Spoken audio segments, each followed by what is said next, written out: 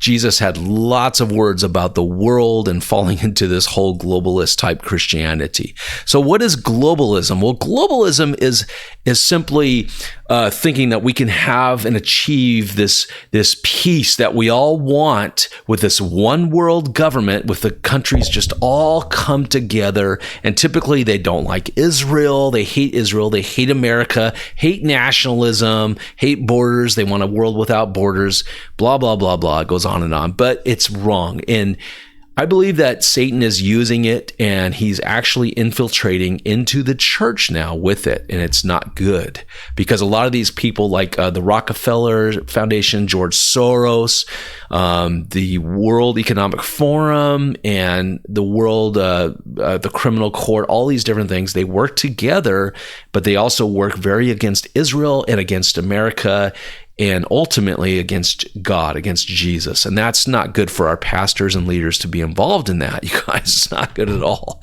So this is some of the scriptures, and we're gonna look at scriptures and what they say about loving the world. Because when Jesus talks about the world, he's actually talking about this globalism spirit, this spirit of let's all come together like Babylon. Remember that? Where they had one common language and they all came together to build their way up into heaven. Like, we could do it together. We could beat God and get into heaven our way. Well, there's a lot of scriptures about this world not being about Jesus, because it's not. It's against Jesus and it's against Christians. And if you're for the world, you are against God and you're against Jesus. Here's a scripture in James right here. It says, "You adulterous people, you do not know that friendship with the world is enmity with God." That means enemy. You're being an enemy with God. Pretty gnarly words right there, right? Now check this one out. "Therefore, whoever wishes to be a friend of the world makes himself an enemy of God." James 4:4. Matthew 24, Jesus talked about his return at the end of the days, and he's talking about what it will be like. And he says this, he says, "But if that wicked servant says to himself, 'My master is delayed,'" because a lot of these globalist Christians and pastors believe Jesus is delayed right now because they think they're going to escort him in by spreading the good news about him throughout the world. And then finally he'll say, "Okay, you finally got it. I'll come back." That's false teaching, you guys. So Matthew 24 continues, and it says, let's go back to it and for reference. "But if that wicked servant says to himself, 'My master is delayed,'" right? And begins to beat his fellow servant and he eats and he drinks with the drunkards, right? The drunkards of this world. "The master of that servant will come on a day when he does not expect him, and at an hour he does not know. Whoa. And will cut him in pieces and put him with the hypocrites in that place where there will be weeping and gnashing of teeth."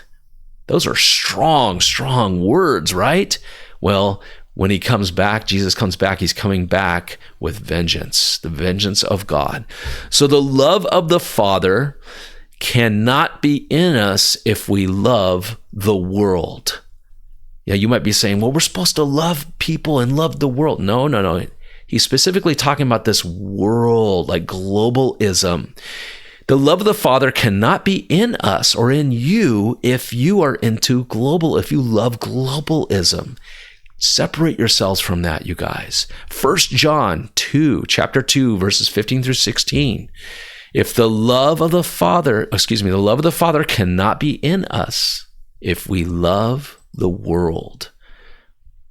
Think about that. Jesus did this prayer. He said this while praying. He says, "I am praying for them, Father. I am not praying for the world, but for those whom you have given to me," Jesus said. That's in John chapter 17, verse 9. I am praying for them. I'm not praying for the world. So Jesus is not about globalism. The church should not be about globalism. You pastors that are getting sucked into this stuff, get away from it. In fact, there's even a Bible study, so-called Bible study, It's called the after party. And what it is, it sounds great. It seems really nice, bringing the right wing and the left wing together. Let's just work together. Well, there's some sketchy stuff with this Bible study because it's funded primarily by the Rockefeller Foundation, which is just like George Soros, and they are like one of the major contributors to Planned Parenthood, which performs abortions, and it's just wrong. We should be separated from that. We love people, but we tell people the truth. Truth and love, they work together. So don't forget that, my friend.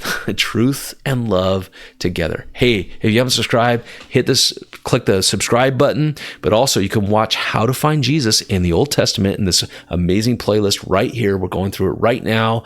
You could catch up on some of these episodes, so click on this playlist, my friend.